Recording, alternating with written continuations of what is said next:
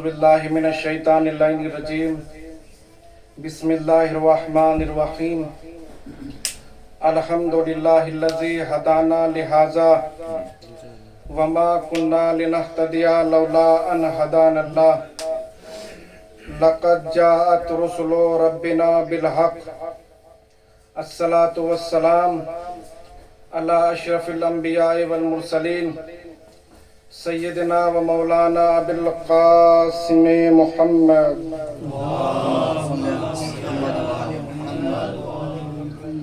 وعلى اہل بیتہ الطیبین الطاہرین المعصومین المنتخبین ولعنۃ اللہ علی اعدائہم اجمعین وغاصب حقوقہم من یومنا ھذا الی قیام یوم الدین اما بعد فقد قال اللہ تبارک و تعالی فی محکم کتابہ الکریم وہو اصدق الصادقین وقولہ الحق بسم اللہ الرحمن الرحیم واللہ اخرجکم من بطون امہاتکم لا تعلمون شیئا وجعل لکم السمع والابصار والافئدۃ لعلکم تشکرون۔ صلوات پڑھیں بر محمد و آل محمد۔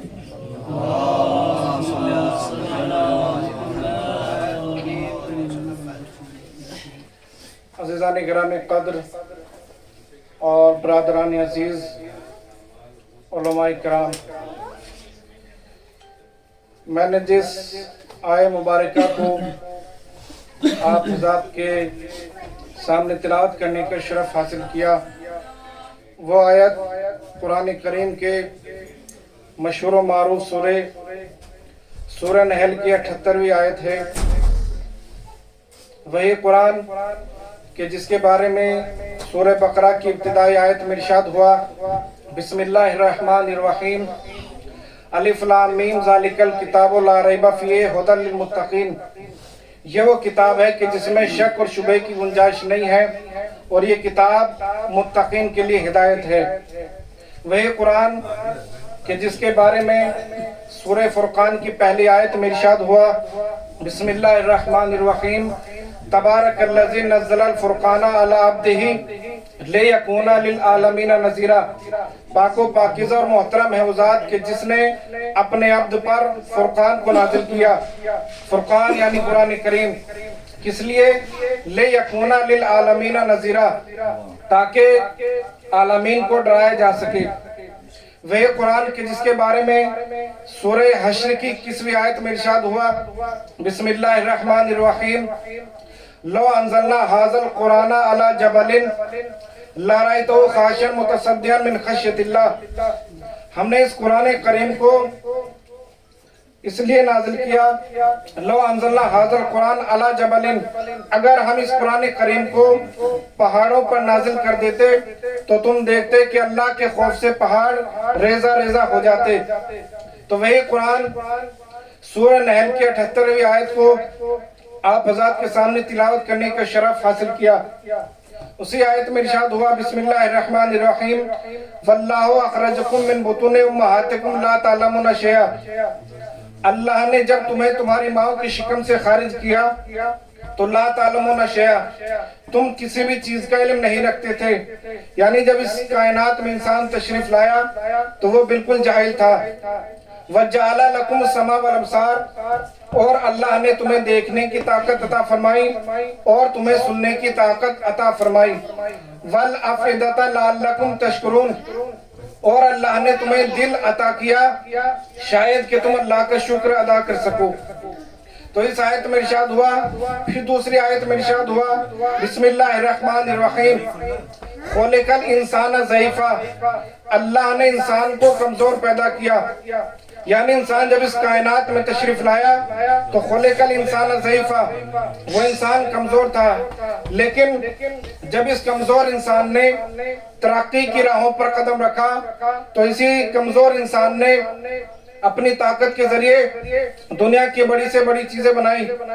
اسی انسان نے اپنی طاقت کے ذریعے مائک بنایا، اسی انسان نے اپنی طاقت کے ذریعے موبائل بنایا، اسی انسان نے اپنی طاقت کے ذریعے ہوائی جہاز بنایا، اسی انسان نے اپنی طاقت کے ذریعے ٹرین بنائی۔ یہ انسان ساری دنیا کا سب سے بڑا فاتح اعظم بن گیا، لیکن جب پیدا ہوا تھا تو کمزور پیدا ہوا تھا، اور ترقی کر کے یہ انسان پوری دنیا کا سب سے بڑا طاقتور انسان بن گیا۔ تو میں ایک بات کہنا چاہتا ہوں کہ جب ایک کمزور پیدا ہونے والا انسان ترقی کر کے پوری دنیا کا سب سے بڑا طاقتور انسان بن سکتا ہے، تو بھائی جو پیدا ہی طاقتور ہوا ہو، جو پیدا ہی طاقتور ہوا ہو، جس نے پیدا ہوتے ہی کلے ازدر چیر دیا ہو، اب اگر وہ جوانی کے عالم میں 2 انگلیوں سے باب خیبر کو اکھاڑ دے تو اس میں کیا حیرت کی بات ہے؟ ایک سوال پڑھیں بر محمد و آل محمد۔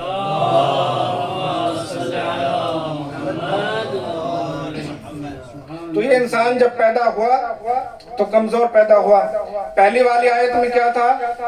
ہم نے جب انسان کو اس کی ماں کی شکم سے خارج کیا تو لا تعلمون شیئا، یہ انسان کسی بھی چیز کا علم نہیں رکھتا تھا، لیکن جب اس کمزور انسان نے، جب اس جاہل انسان نے دنیا کی راہوں پر قدم رکھا تو اسی جاہل انسان نے ترقی حاصل کرنے کے بعد جو انسان جاہل پیدا ہوا تھا، اسی انسان نے علم فقہ پر بحث کی، اسی انسان نے علم اصول پر بحث کی، اسی انسان نے علم جغرافیہ پر بحث کی، اسی انسان نے علم منطق پر بحث کی۔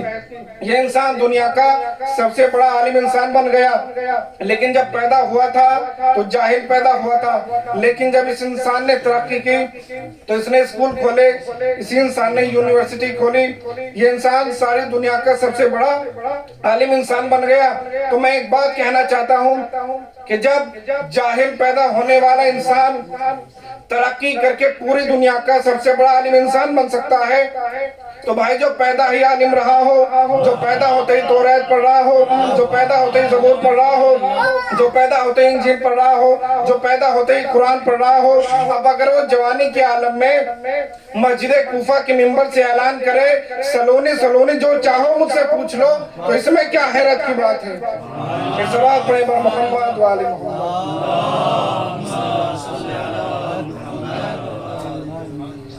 تو یہ انسان جب پیدا ہوا تو جاہل پیدا ہوا، تو ایک عام انسان کی تو ہم بات ہی نہیں کرتے، ہمارے ائمہ تو وہ ہیں کہ جن کا مقابلہ میدان علم میں معصوم انبیاء بھی نہیں کر سکتے۔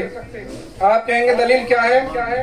تو دلیل یہ ہے، دلیل کے طور پر آپ کو ایک چھوٹا سا واقعہ سناتا ہوں، واقعہ آپ کا سنا ہوا ہے لیکن ایک نئے نتیجے کی طرف متوجہ کرنا ہے۔ جناب عیسیٰ علیہ السلام اپنے اصحاب کے ساتھ ایک راستے سے جا رہے تھے، آپ نے ایک شخص کو دیکھا اور دیکھنے کے بعد اپنے اصحاب سے کہا کہ یہ شخص آج شام تک مر جائے گا۔ تو جب نبی نے کہا تو مان لینا چاہیے تھا، مگر اصحاب نہیں مانے اور اس کی تلاش میں لگے کہ دیکھتے ہیں مرتا ہے یا نہیں مرتا۔ اب اصحاب شام کو جب اس کے دروازے پر پہنچے تو کیا دیکھا کہ وہ اپنے بیوی بچوں کے ساتھ بیٹھا ہوا کھانا کھا رہا ہے۔ اب اصحاب دوڑے ہوئے نبی کی خدمت میں آئے، آنے کے بعد کہتے ہیں یا نبی اللہ، آپ نے تو کہا تھا کہ وہ شخص آج شام تک مر جائے گا مگر وہ تو زندہ ہے۔ تو جناب عیسیٰ نے کہا کہ مجھے اس کے پاس لے کر چلو۔ جناب عیسیٰ آنے کے بعد اس سے سوال کیا کہ یہ بتا کہ آج تو نے صبح سے لے کر شام تک کون سا نیک کام انجام دیا ہے؟ اس نے کہا یا نبی اللہ، میرا ہر روز کا طریقہ یہ ہے کہ میں جنگل جاتا ہوں اور لکڑی اکٹھی کر کے ان کو بازار میں لے جا کر بیچ دیتا ہوں، لیکن اتفاق سے آج میری لکڑیاں نہیں بکی، میں ان کو لے کر اپنے گھر آ گیا اور ابھی میں کھانا کھانے کے لیے بیٹھا ہی تھا کہ ایک فقیر آ گیا، اس نے ہم سے کھانا طلب کیا، ہم سب نے اپنا کھانا اٹھا کر اس کو عطا کر دیا۔ جیسے ہی جناب عیسیٰ نے سنا تو ایک مرتبہ کہا کہ بس یہی تیری زندگی کا سبب بنا، ورنہ آج تجھے موت آنے والی تھی، اسی وجہ سے تو بچ گیا کیونکہ تو نے اپنا کھانا غریب کو عطا کر دیا۔ تو جناب عیسیٰ نے لوہے محفوظ پر دیکھ کر بتا دیا کہ اس کے نام کے سامنے موت لکھی ہوئی ہے، لیکن جناب عیسیٰ کو اس بات کا علم نہیں تھا کہ خداوند عالم اس کی تقدیر بدلنے والا ہے، خداوند عالم اس کی زندگی بدلنے والا ہے۔ کیوں؟ اس لیے کہ قرآن کریم میں خداوند عالم خود ارشاد فرما رہا ہے، بسم اللہ الرحمن الرحیم، یمحو اللہ ما یشاء ویثبت، اللہ جس حکم کو چاہتا ہے بدل دیتا ہے اور جس حکم کو چاہتا ہے ثابت رکھتا ہے۔ تو جناب عیسیٰ نے لوح محفوظ پر دیکھا کہ اس کے نام کے سامنے موت لکھی ہوئی ہے، لیکن جناب عیسیٰ کو اس بات کا علم نہیں تھا کہ خداوند عالم اس کی تقدیر بدلنے والا ہے۔ تو جناب عیسیٰ کو لوح محفوظ کی پہلی تحریر کا علم تھا، جناب عیسیٰ کو لوح محفوظ کی بدلی ہوئی تحریر کا علم نہیں تھا۔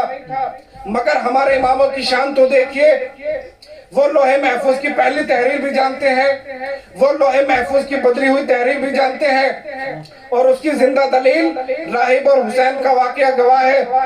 راہب کی زندگی میں پہلے اولاد نہیں تھی، مگر امام حسین نے راہب کو اولاد دے کر بتا دیا کہ ہم جانتے ہیں کہ خدا اس کی تقدیر بدلنے والا ہے۔ صلوات پڑھیں بر محمد و آل محمد۔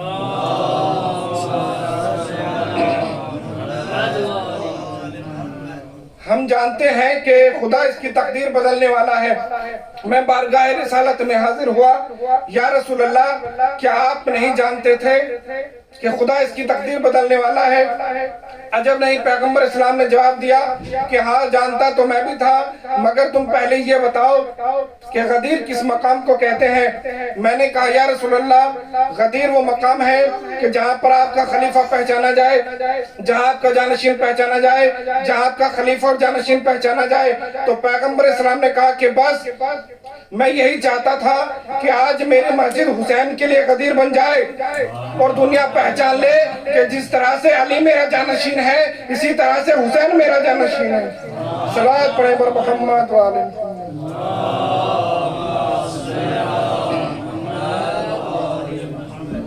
جس طرح سے علی میرا جانشین ہے اسی طرح سے حسین میرا جانشین ہے۔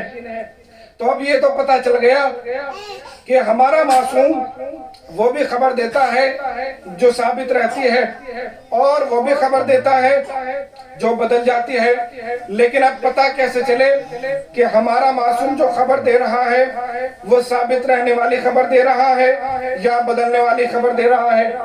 تو اس کا جواب یہ ہے کہ اگر ہمارا معصوم کوئی بات انشاءاللہ لگا کر کہے تو سمجھ لینا کہ یہ بات بدل سکتی ہے، لیکن اگر ہمارا معصوم کوئی بات بغیر انشاءاللہ کے کہے تو سمجھ لینا کہ تخت زمین تو الٹ سکتی ہے، معصوم کی کہی ہوئی بات نہیں بدل سکتی۔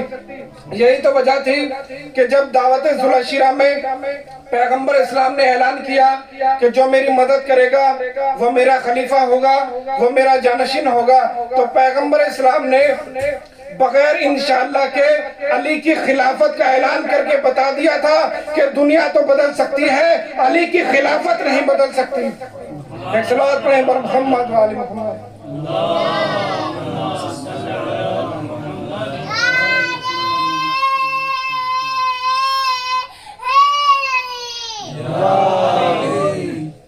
دنیا تو بدل سکتی ہے، علی کی خلافت نہیں بدل سکتی۔ یہی تو وجہ تھی کہ جب 39 دن تک خیبر فتح نہ ہوا تو پیغمبر اسلام نے بغیر انشاءاللہ کی کہا تھا لوتین رایتا غدن رجلن کرارن غیر فرار، کل میں علم اس کو عطا کروں گا جو مرد ہوگا، جو کرار ہوگا، جو غیر فرار ہوگا۔ تو پیغمبر اسلام نے کیا کہا؟ بغیر انشاءاللہ کے کہا تھا کہ کل میں علم عطا کروں گا۔ پیغمبر اسلام نے یہ نہیں کہا کہ کل میں علم دوں گا، اس لیے کہ دینے میں اور عطا کرنے میں بہت بڑا فرق ہے۔ کیا فرق ہے؟ فرق یہ ہے کہ اگر کوئی چیز دی جائے تو وہ واپس لی جا سکتی ہے، لیکن اگر کوئی چیز عطا کر دی جائے تو وہ واپس نہیں لی جاتی۔ یہی تو وجہ تھی کہ جب پیغمبر اسلام نے سورہ برات کے نازل ہونے پر سورہ برات دے دیا تھا اس لیے واپس ہو گیا تھا، لیکن خیبر کے میدان میں علم عطا کر دیا تھا اس لیے واپس نہیں ہوا۔ اور اس کی زندہ دلیل یہ ہے کہ آج علم علی والوں کی یہاں پر ہے، غیروں کی یہاں پر نہیں ہے۔ صلوات پڑھیں بر محمد و آل محمد۔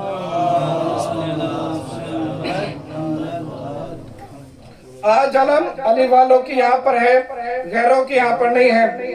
دوسرا طریقہ اور دوسری مثال دینے میں اور عطا کرنے میں بہت بڑا فرق ہے۔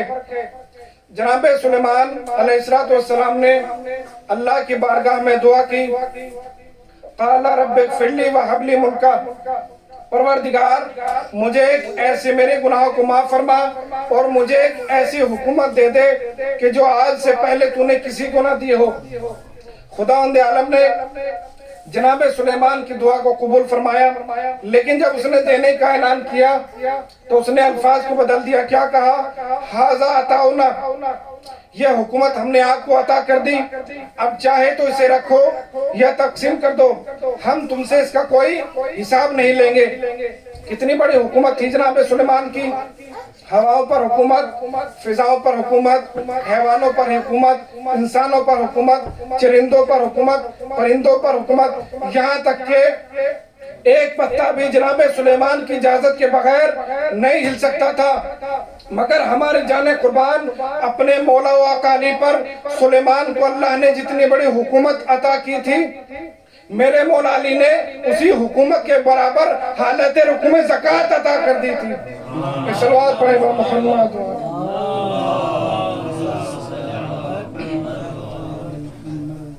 میرے مولا علی نے اسی حکومت کے برابر حالت رکوع میں زکوٰۃ عطا کر دی تھی۔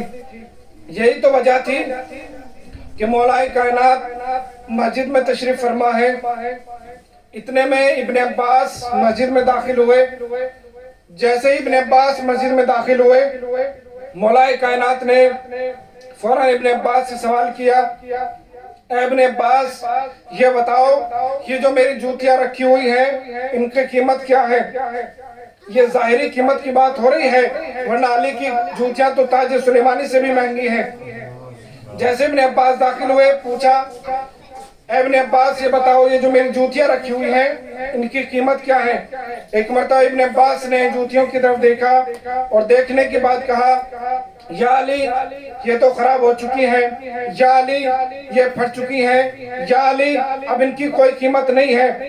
جیسے ہی ابن عباس نے کہا، مولا کائنات نے ابن عباس کی آنکھوں میں آنکھیں ڈال کے کہا، اے ابن عباس تمہاری نگاہوں میں ان پھٹی ہوئی جوتیوں کی کوئی قیمت نہیں ہے۔ کہا یا علی تو خراب ہو چکی ہیں، یا علی پھٹ چکی ہیں۔ ایک مرتبہ مولا کائنات نے جواب دیا، اے ابن عباس جس طرح سے تمہاری نگاہوں میں ان پھٹی ہوئی جوتیوں کی کوئی قیمت نہیں ہے، اسی طرح میری نگاہوں میں تمہاری دی ہوئی خلافت کی قیمت ان پھٹی ہوئی جوتیوں سے بھی کمتر ہے، ان پھٹی ہوئی جوتیوں سے بھی کمتر ہے۔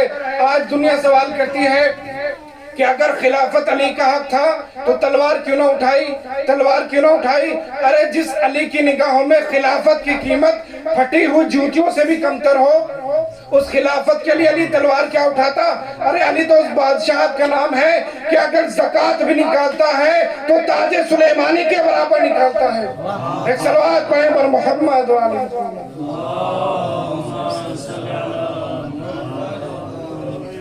علی تو اس بادشاہت کا نام ہے کہ اگر زکوٰۃ بھی نکالتا ہے تو تاج سلیمانی کے برابر نکالتا ہے۔ یہی تو وجہ تھی کہ ایک ضعیفہ تھی کہ جو ہر وقت علی علی کرتی رہتی تھی۔ اب کسی نے اس کی شکایت حجاج سے کی، حجاج نے ضعیفہ کو اپنے دربار میں بلایا اور بلانے کے بعد کہا، اے ضعیفہ یہ بتا کہ کیا تیرا علی انبیاء سے بھی افضل ہے؟ ضعیفہ نے کہا کہ ہاں میرا علی سارے انبیاء سے افضل ہے۔ تو حجاج نے کہا کہ دلیل پیش کر کہ تیرا علی انبیاء سے کیسے افضل ہے؟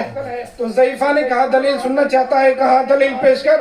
کہا یہ بتا کہ تیرا علی آدم سے کیسے افضل ہے؟ تو ضعیفہ نے کہا سن، دلیل یہ ہے کہ جب جناب آدم علیہ السلام سے ترک اولا ہوا اور جناب آدم کو اللہ نے جنت سے جانے کے لیے کہا، جیسے ہی جناب آدم جنت سے جانے لگے آواز خدا آئی، اے آدم جنت کا لباس یہیں اتار دو۔ کیوں؟ اس لیے کہ جنت سے کوئی چیز باہر نہیں جا سکتی۔ تو جیسے ہی جناب آدم جانے لگے تو ضعیفہ نے کہا بادشاہ دلیل یہ ہے کہ جب جناب آدم کو ترک اولا ہوا اور جنت سے جانے لگے تو اللہ نے جناب آدم کا لباس وہیں اتروا لیا، لیکن میرا علی وہ ہے کہ جس کے بچے لباس کی خواہش کریں تو لباس جنت سے آ جائے، جس کے بچے لباس کی خواہش کریں تو لباس جنت سے آ جائے۔ اس کے بعد بادشاہ کہتا ہے کہ یہ بتا کہ تیرا علی میرے موسیٰ سے کیسے افضل ہے؟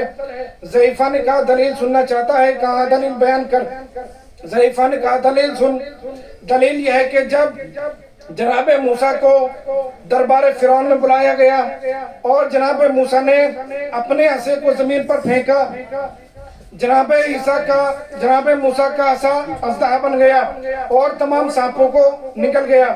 اس کے بعد حکم خدا ہوا اے موسیٰ اپنے اس عصے کو اٹھا لو۔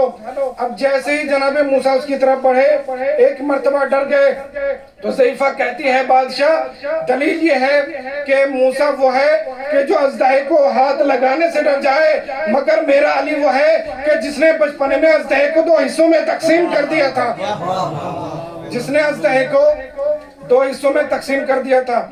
اب بادشاہ کہتا ہے کہ یہ بتا کہ تیرا علی میرے عیسیٰ سے کیسے افضل ہے؟ تو ضعیفہ نے کہا دلیل سننا چاہتا ہے، کہا دلیل بیان کر۔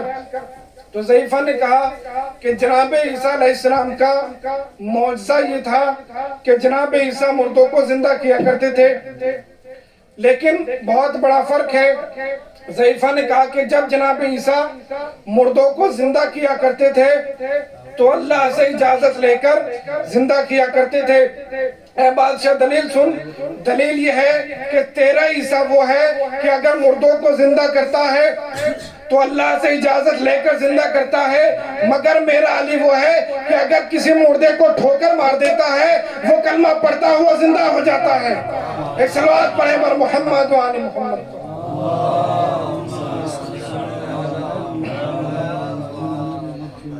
میرا علی وہ ہے کہ اگر کسی مردے کو ٹھوکر مار دیتا ہے وہ کلمہ پڑھتا ہوا زندہ ہو جاتا ہے۔ یہی تو وجہ تھی کہ 3 افراد دربار خلافت میں آئے اور آنے کے بعد کہتے ہیں کہ اگر ہمارے سوالوں کے جواب مل گئے تو ہم مسلمان ہو جائیں گے، لیکن جب وہاں سے جواب نہ ملے تو واپس جانے لگے۔ کیوں؟ اس لیے کہ رسول کی مسند پر بیٹھنا بڑا آسان ہے، لیکن رسول کی طرح جواب دینا بڑا مشکل ہے۔ اب باہر نکلے، راستے میں جناب سلمان فارسی ملے، کہا کیا بات ہے؟ کہا ہمارے 3 سوال ہیں، اگر ہمارے جواب مل گئے تو ہم مسلمان ہو جائیں گے۔ ہم دربار خلافت میں گئے تھے، وہاں ہمارے سوالوں کے جواب نہیں ملے۔ تو جناب سلمان نے کہا کہ آؤ میں تمہیں ایسے شخص کے پاس لے کر چلتا ہوں جو تمہارے جواب دے سکتا ہے۔ جناب سلمان ایک باغ میں آئے، کیا دیکھا کہ ایک شخص مزدوری کر رہا ہے، بیلچے سے کام کر رہا ہے۔ انہوں نے دیکھا کہ جب خلافت پر بیٹھنے والا ہمارے سوالوں کی جواب نہ دے سکا تو یہ جنگل میں کام کرنے والا شخص ہمارے سوالوں کے جواب کیسے دے گا؟ تو جناب سلمان نے کہا کہ دیکھو یہ کس طرح سے تمہارے سوالوں کے جواب دیتا ہے۔ جناب سلمان نے مولا کائنات سے کہا یا علی یہ جناب داؤد کا ماننے والا ہے، یہ جناب موسیٰ کا ماننے والا ہے اور یہ جناب عیسیٰ کا ماننے والا ہے۔ ان کے کچھ سوال ہیں، اگر ان کے سوال کے جواب مل گئے تو یہ مسلمان ہو جائیں گے۔ جناب داؤد کا ماننے والا آگے بڑھا اور آگے بڑھنے کے بعد کہتا ہے کہ یا علی میرے نبی جناب داؤد کا معجزہ یہ تھا کہ جناب داؤد لوہے کو موم بنا دیا کرتے تھے۔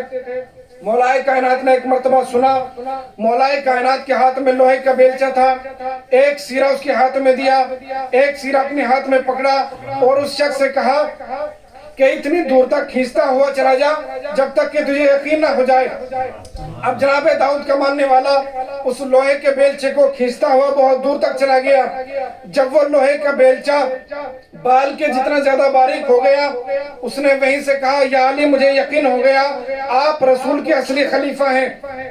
مولا کائنات نے کہا اگر یقین ہو گیا تو اس کو چھوڑ دے۔ جیسے اس نے چھوڑا وہ اپنی اصلی حالت پر آ گیا، یعنی لوہے کا بیلچہ بن گیا۔ اب جناب موسیٰ کا ماننے والا آگے بڑھا آگے بڑھ کے کہتا ہے یا علی میرے نبی جناب موسیٰ کا معجزہ یہ تھا کہ میرے نبی جناب موسیٰ اسے کو اژدہا بنا دیا کرتے تھے. مولا کائنات نے کہا یہ لوہے کا بیلچہ لے اور اس پر یا علی کہہ کے زمین پر پھینک دے. جیسے اس نے لوہے کا بیلچہ لیا یا علی کہہ کے زمین پر پھینکا فوراً وہ لوہے کا بیلچہ اژدہا بن گیا. اب مولا کائنات نے اس سے کہا اس نے کہا یا علی مجھے یقین ہو گیا آپ رسول کے اصلی خلیفہ ہیں. مولا کائنات نے کہا اگر یقین ہو گیا تو اس کو اٹھا لے. اب جیسے ہی وہ اس کی طرف بڑھا ایک مرتبہ ڈر گیا تو مولا کائنات نے ایک جملہ کہا اے شخص یہ تیری خطا نہیں ہے جو تو آج یہاں پر ڈرا ہے, تیرا موسیٰ بھی دربار فرعون میں اسی طرح ڈرا تھا. اب جناب عیسیٰ کا ماننے والا آگے بڑھا, آگے بڑھ کے کہتا ہے کہ یا علی میرے نبی جناب عیسیٰ کا معجزہ یہ تھا کہ میرے نبی جناب عیسیٰ مردوں کو زندہ کر دیا کرتے تھے. کہا اچھا ٹھیک ہے. جناب سلیمان سے کہا ان سب کو لے کر قبرستان میں چلو, آج ہم ان کے ایسے مردوں کو زندہ کریں گے جو ہزاروں سال پہلے مر چکے ہیں, جن کا گوشت و گوشت ہڈیاں بھی ختم ہو چکی ہیں. جناب سلیمان ان کو لے کر ایک قبرستان میں آئے. جیسے ہی مولا کائنات نے قبرستان میں قدم رکھا اور سلام کیا السلام علیکم یا اہل القبور, فوراً قبروں سے جواب آیا وعلیکم السلام یا امیر المومنین. فوراً قبروں سے جواب آیا وعلیکم السلام یا امیر المومنین. اس کے بعد مولا کائنات نے ایک جملہ کہا اے قبروں میں سونے والوں میں علی تمہیں حکم دیتا ہوں کہ ابھی کے ابھی اپنی قبروں سے باہر آ جاؤ. جیسے ہی مولا کائنات نے جملہ کہا فوراً قبریں پھٹنا شروع ہو گئی. کسی قبر سے 1000 افراد نکل رہے ہیں, کسی قبر سے 500 افراد نکل رہے ہیں, کسی قبر سے 250 افراد نکل رہے ہیں. جیسے ہی وہاں پر مجمع اکٹھا ہو گیا تو جناب عیسیٰ کے ماننے والے نے کہا یا علی یہ ایک قبر سے اتنے افراد کیسے نکل رہے. تو مولا کائنات نے کہا کہ میں نے تمہیں پہلے ہی کہا تھا کہ آج میں تمہارے ایسے مردوں کو زندہ کروں گا کہ جن کا گوشت و گوشت ہڈیاں بھی ختم ہو چکی ہیں. اب وہاں پر مجمع اکٹھا ہو گیا. یہ جناب عیسیٰ کا ماننے والا ان کے پاس گیا اور جانے کے بعد ان سے بات کرنے لگا. جب بات تمام ہو چکی اور وہ سب اپنی قبروں میں جانے لگے تو ان میں سے ایک شخص نے کہا اے جناب عیسیٰ کے ماننے والے تجھے کچھ تعجب نہیں ہوا. کہا کیسا تعجب. کہا تعجب اس بات کا کہ ہم تو مر گئے تھے, ہم دوبارہ کیسے زندہ ہو گئے. ہم تو ختم ہو گئے تھے, ہم دوبارہ کیسے زندہ ہو گئے. تو اس نے کہا کہ اگر تجھے تعجب نہیں ہو رہا تو ہم ہی بتا دیتے ہیں. جب اس بندے خدا علی نے قبرستان میں قدم رکھا اور ہمیں سلام کیا اور ہم نے جواب سلام دیا تو ہمارے دلوں میں علی کی محبت پیدا ہو گئی. ہمارے دلوں میں علی کی محبت پیدا ہو گئی. جب ہمارے دلوں میں علی کی محبت پیدا ہو گئی تو خدا نے ہمیں جسم بھی دیا, خدا نے ہمارے جسموں میں روحیں بھی ڈالی اور پھر اس کے بعد ہمیں قبروں سے باہر بھی نکالا. یہ جملے کہہ کر وہ سب کے سب چلے گئے, مگر ہمارے کہنے کے لیے 2 جملے چھوڑ کر چلے گئے.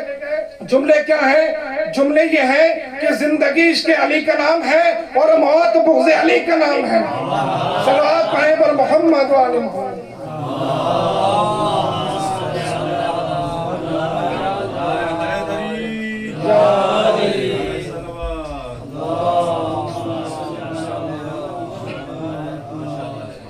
زندگی عشق علی کا نام ہے اور موت بغض علی کا نام ہے.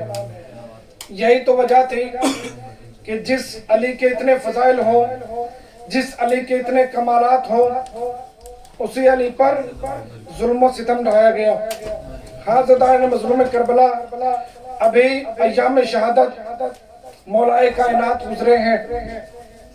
تاریخ بتاتی ہے کہ جب 40 ہجری کا رمضان المبارک آیا تو مولا کائنات نے خطبے دینے شروع کیے. حاضرین مظلوم کربلا روایت بتاتی ہے کہ جب 19 کی شب آئی, 19 کی تاریخ میں جناب مولا کائنات کی افطار ان کی بیٹی جناب ام کلثوم کی یہاں پر تھی. 18ویں کی افطار مولا کائنات जैसे ही जनाब उम्मे कुलसूम के दस्तरखान पर गए, जाने के बाद जनाब उम्मे कुलसूम ने दस्तरखान पर नमक और दूध रखा। एक मर्तबा मौलाए कायनात ने उस देखा और देखने के बाद कहा, ए बेटी, तुम तो जानती हो अली की खुराक कितनी है, तुम तो जानती हो कि अली एक वक्त में सिर्फ एक ही खाना पसंद करता है। एक मर्तबा जैसे ही जनाब उम्मे कुलसूम ने नमक को उठाना चाहा, मौलाए कायनात ने कहा, बेटी उम्मे कुलसूम, दूध को उठा लो, आज अली अपने खुदा की बारगाह में ऐसे ही जाना चाहता है। हाज़ादार मज़लूम करबला शबे 19 आ गई। मौलाए कायनात कभी हुजरे में जाते हैं, कभी सहने खाना में आते हैं और आने के बाद आसमान की तरफ देखते हैं और एक जुमला कहते हैं, अरे ये वही तो रात है जिस रात का अली से वादा लिया गया है। और एक मर्तबा कहते हैं, इन्ना लिल्लाहि व इन्ना इलैहि राजिऊन, इन्ना लिल्लाहि व इन्ना इलैहि राजिऊन। अरे सुबह मुदार हुई। मौलाए कायनात ने आमाल शब कद्र अंजाम देने के बाद एक मर्तबा मस्जिद की तरफ जाना चाहते हैं। एक मर्तबा इमाम हसन को बुलाया और बुलाने के बाद कहते हैं, ए मेरे बेटे हसन, इन मुर्गाबियों को पाल लेना, अगर इनके खाने और पानी का इंतजाम कर सको तो कर लेना, वरना इन मुर्गाबियों को आजाद कर देना। एक मर्तबा दरवाजे के पास पहुंचे, दरवाजे में अबा का दामन उलझा। अजब नहीं, दरवाजा भी जानता है कि हमारा मौला जा तो रहा है लेकिन वापस अपने कदमों से नहीं आएगा। हाज़ादार मज़लूम करबला मौलाए कायनात मस्जिद में आए। मस्जिद में इब्ने मुलजिम तलवार छुपाए उल्टा लेटा हुआ था। एक मर्तबा मौलाए कायनात ने इब्ने मुलजिम को जगाया और जगाने के बाद कहते हैं, इब्ने मुलजिम, अरे शैतान की तरह नहीं सोया करते, मैं जानता हूं कि तुम्हारा कस्द क्या है। तारीख बताती है कि एक मर्तबा मौज़िन अजान देना चाहता है मगर मौलाए कायनात उसके पास आए। आने के बाद कहते हैं कि आज तुम अजान नहीं दोगे, आज अली खुद अपने अल्लाह की किबरियाई का ऐलान करेगा। एक मर्तबा तारीख बताती है मौलाए कायनात गुलदस्ते अजान पर आए और आने के बाद एक मर्तबा अजान देना शुरू की। अल्लाह अकबर। अरे अली की ये आखिरी अजान थी। हवा के दोष पर अली की आवाज सवार होकर पूरे कूफे में गूंजी। एक मर्तबा कूफे वालों ने कहा, अरे आज क्या हो गया, आज अमीर कायनात अजान दे रहे हैं। हाज़ादार ने मज़लूम करबला अजान देने के बाद मौलाए कायनात मेहराब में आए। तारीख बताती है कि मौलाए कायनात ने नमाज पढ़ना शुरू की। इधर इब्ने मुलजिम जहर आलू तलवार लेकर मौलाए कायनात की तरफ बढ़ा। इधर उठता हुआ सर था, गिरती हुई तलवार थी। इब्ने मुलजिम ने मौलाए कायनात के सर में शिगाव कर दिया। एक मर्तबा मौलाए कायनात ने कहा, तहद्दमत वल्लाहि अरकानुल हुदा फुज़्तु व रब्बिल काबा। हाज़ादार ने मज़लूम करबला एक मर्तबा मस्जिद के सुकून आपस में टकराने लगे। कूफे में आवाज बुलंद हुई, अला कद कुतिल अमीर अल मोमिनीन। इमाम हसन इमाम हुसैन आए। आने के बाद बाबा को सहारा देने के बाद एक मर्तबा जब घर की तरफ जाने लगे तो मौलाए कायनात ने कहा कि बेटा मुझ में ताकत नहीं है। एक मर्तबा इमाम हसन और इमाम हुसैन ने सहारा दिया। जब घर के करीब पहुंचे तो एक मर्तबा वही अली जो पूरे रास्ते हसन और हुसैन को चुप करते आ रहे थे, वही अली जिसने कहा था मेरे पैरों में इतनी ताकत नहीं है कि मैं अपने पैरों से घर जा सकूं। एक मर्तबा मौलाए कायनात ने कहा, बेटा हसन, बेटा हुसैन, मुझे नीचे उतार दो, मैं अपने पैरों पर जाना चाहता हूँ।